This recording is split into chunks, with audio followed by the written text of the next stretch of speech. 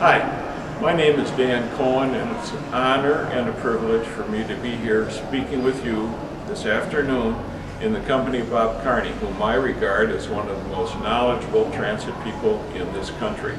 But I'm going to talk a little bit on a different subject, and I want to go back a few years to begin my discussion. In fact, we're going to go back 60,000 years to the Ice Age, the last Ice Age. And when it came down from the north, what it did was it pushed all that good Minnesota topsoil from here down to Iowa, created the greatest farmland in the world, and left us with some enormous number of potholes. And those potholes, those sandy bottom potholes, became what we became, the land of 10,000 lakes that filled with water. Only all these land of 10,000 lakes were not all lakes. In fact, some of them were swamps. And one of those swamps is what we know today as Lake of the Isles. Yes, that started as a swamp. And the reason is because of its marshy, loamy, swampy bottom. And though it was drained, and though that lake appears to be a lake from time to time, it also appears to be a swamp from time to time. And what has happened this last spring was that it became what it is in its heart and soul, once again, a swamp. You couldn't walk around the lake. The whole pedestrian area of the lake was filled with water.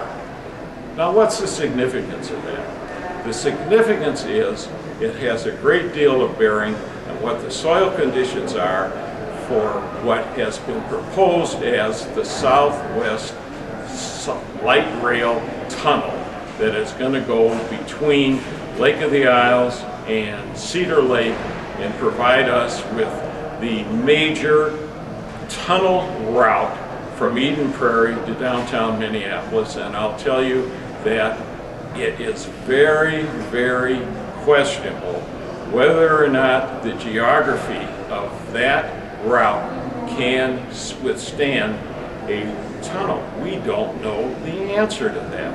What we do know is that we repeatedly been having these swamp problems in that area. Just last year at the intersection of Knox and Lake Street, a brand new condo that was built just a few years ago, basement was flooded because the soil conditions would not support that building. Well, if the soil conditions wouldn't support that building, and if Lake of the Isles really isn't a lake but a swamp, where does that leave us so far as running a tunnel under that area? The answer is we don't know. And we don't have an environmental impact study to tell us.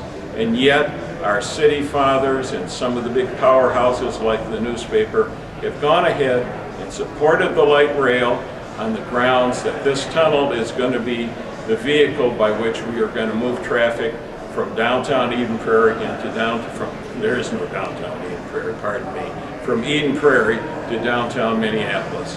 And we cannot, in good conscience, do something like that without knowing what the environmental impact of this is.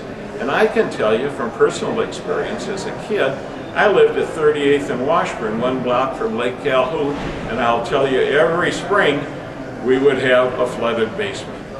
The water conditions there, the tunnel conditions there cannot be supported without an environmental impact study to tell us that a tunnel can be built and it can be safe. We haven't had that study, and we've gone ahead and our city fathers have approved this, and it's flying blind into conditions that we have no idea whether they exist to support this project or not, and it's the wrong thing to do from an environmental basis.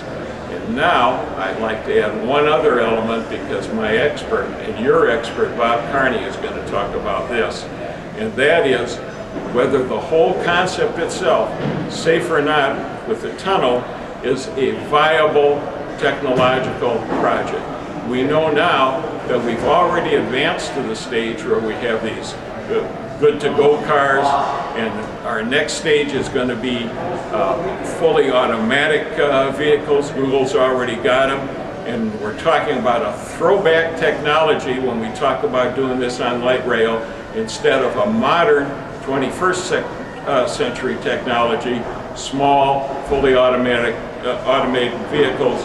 And that's another glitch in this whole Southwest Rail program, and Bob's going to talk about that right now.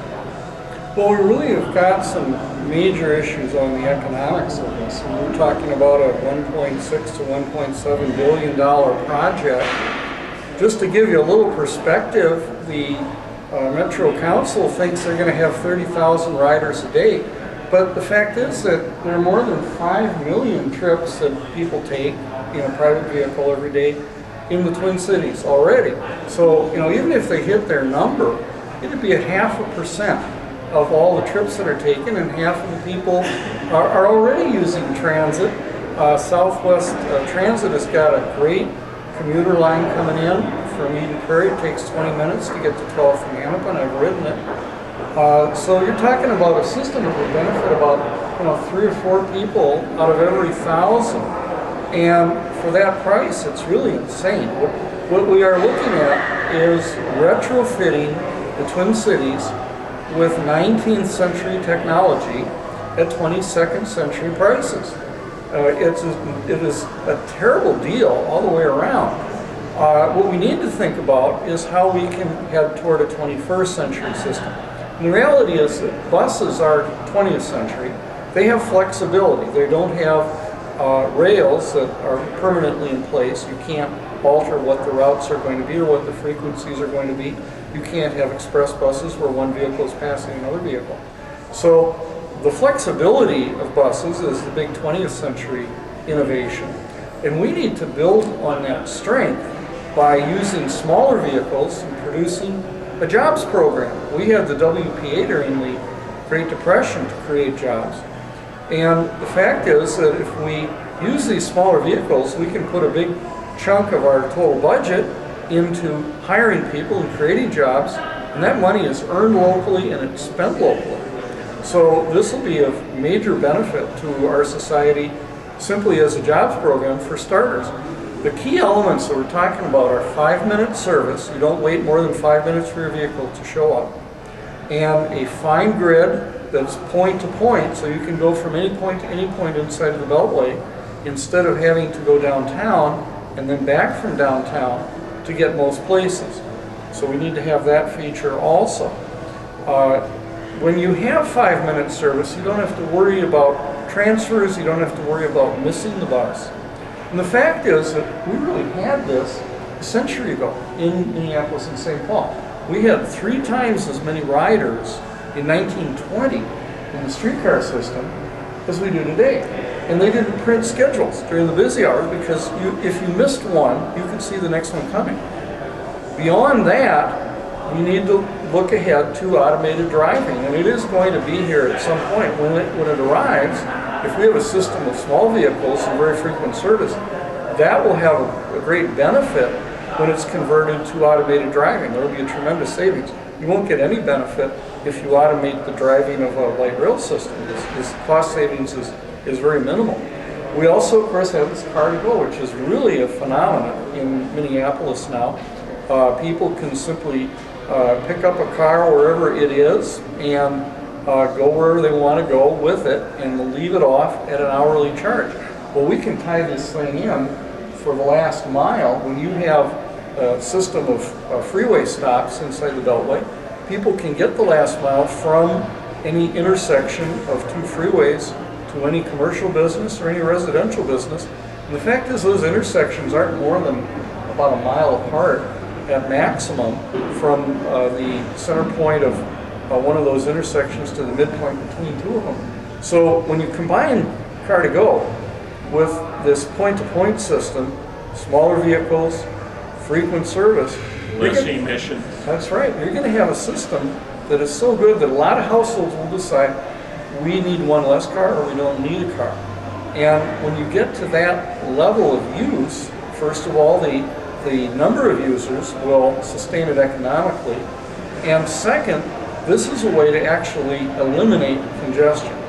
If people voluntarily decide that they can use a transit system because it's so good, then we don't have to start planning on limiting the rate of increase of congestion, and that's what we're talking about right now in planning for transportation in Minnesota.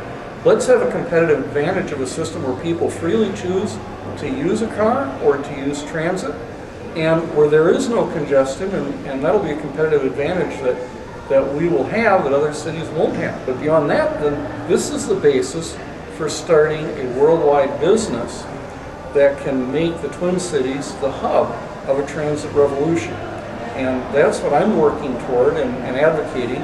I think this is something we can do on a bipartisan basis. I do too, Yeah. and let's keep Minneapolis a city of lakes, not a city of swamps and fixed rail. That's right. Dan, thank you for taking the time and Thank you, work Bob. on this thing. We do not have a completed environmental review. We have no business picking this alignment without it. We are building a regional transit system that serves suburban commuters over urban neighborhoods. That is just a fact. No one really knows how the proposed tunnel would affect the trail or neighboring lakes. That question alone has lined up opposition. Mayor Hodges said in the campaign for mayor last year that she didn't want to be mayor of the city of swamps. Well, we have no assurance at all that that's not where we're headed.